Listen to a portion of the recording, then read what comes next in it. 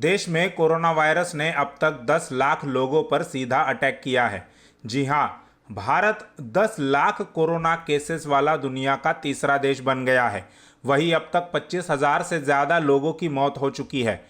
शुक्रवार को आए ताज़ा आंकड़ों के मुताबिक कोरोना वायरस के 34,956 नए मामले सामने आए हैं। वहीं 687 लोगों की 24 घंटे में मौत हुई है।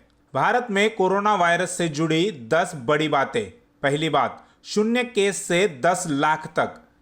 जब मार्च 2020 को दुनिया में कोरोना के एक्टिव केस की संख्या 40,414 थी, तब भारत में एक्टिव केस शून्य था। लेकिन अब 17 जुलाई को भारत में यह संख्या बढ़कर 10 लाख पार कर चुकी है। फिलहाल 3,42,473 कोरोना के एक्टिव केस है। साथ ही 6,35,757 लोग ठीक या डिस्चार्ज हो चुके हैं। दूसरी बात, दुनिया में कहां खड़ा है भारत। फिलहाल सबसे ज्यादा कोरोना केस की रैंकिंग में भारत अमेरिका और ब्राजील के बाद तीसरे नंबर पर है। अब दुनिया के कुल एक्टिव केसों में भारत की हिस्सेदारी 6% है। हालांकि स्वास्थ्य मंत्रालय के मुताबिक भारत में प्रति 10 लाख जनसंख्या पर केसेस की संख्या दुनिया में सबसे कम है। तीसरी बात, किस स्पीड से बढ़ रहा है कोरोना। कोरोना केस 2 गुना होने की रफ्तार 20.2 दिन, मृत्यु दर 2 गुना होने की रफ्तार 20 दिन, एक्टिव केस 2 गुना होने की रफ्तार 28 दिन। इस रफ्तार से 7 अगस्त तक नए कोरोना केस 20 लाख से ज्यादा हो जाएंगे। मौत का आंकड़ा 50,000 से ज्यादा होगा। चौथा मुद्दा, डेथ रेट। आबादी के हिसाब से देखें तो भारत में प्रति 10 लाख आबादी पर 18 लोगों की मृत्यु हुई है। दुनिया के दूसरे देशों के मुकाबले यह कम है। अमेरिका में प्रति 10 लाख आबादी पर 415 मरीजों की मृत्यु हो रही है।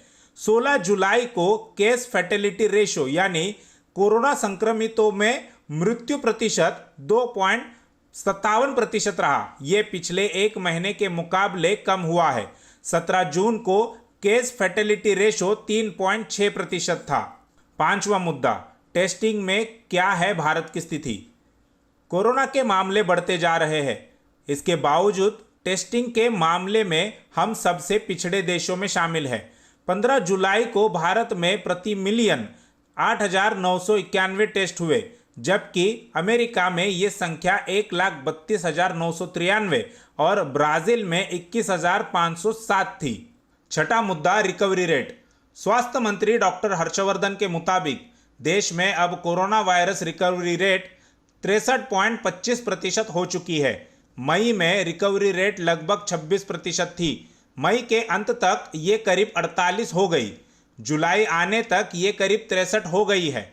20 राज्यों की रिकवरी रेट दर राष्ट्रीय औसत 63% से बेहतर है। सातवां मुद्दा, अनलॉक ने कोरोना को रफ्तार दी। भारत में संक्रमण का पहला मामला 30 जनवरी को आया था। जब भारत में लॉकडाउन हुआ तब सिर्फ 571 केस थे। धीरे धीरे करके लॉकडाउन से भारत अनलॉक में पहुंचा, लेकिन केस बढ़ते ही गए। एक आंकड़े के मुताबिक भारत में 80% से ज्यादा मामले अनलॉक 1 मतलब 1 जून के बाद ही आए हैं। इसी तरह 75% से ज्यादा मतलब करीब 19,000 मौतें अनलॉक होने के बाद हुई है। आठवां मुद्दा, 3 दिन में 1 लाख केस।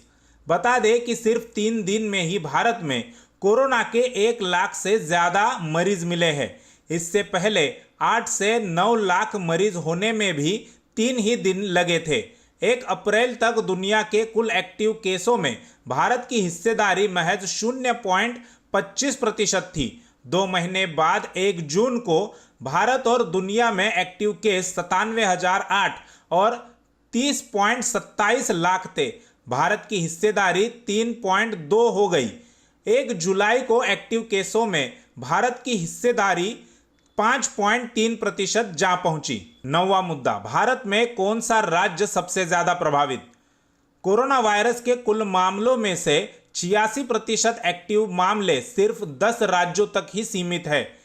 इनमें से 2 राज्य महाराष्ट्र और तमिलनाडु में 50% मामले हैं और 8 राज्यों में 36% मामले हैं। इन राज्यों में कर्नाटक, दिल्ली, आंध्र प्रदेश, उत्तर प्रदेश, तेलंगाना, पश्चिम बंगाल, गुजरात और असम है। 10वां मुद्दा, कम प्रभावित, तेजी से हो रहे हैं संक्रमित। बिहार, झारखंड जैसे राज्यों में अब कोरोना का प्रकोप बढ़ रहा है। प्रवासी मजदूरों के पहुंचने और उनके सही तरीके से मैनेजमेंट न होने से खतरा बढ़ रहा है। बिहार में हाल ये है कि 16 दिनों में 11,000 नए मामले आए हैं। बिहार में कोरोना संक्रमितों की कुल संख्या फिलहाल 21,558 हो गई है, जबकि 1 जुलाई तक ये आंकड़ा 10,205 था।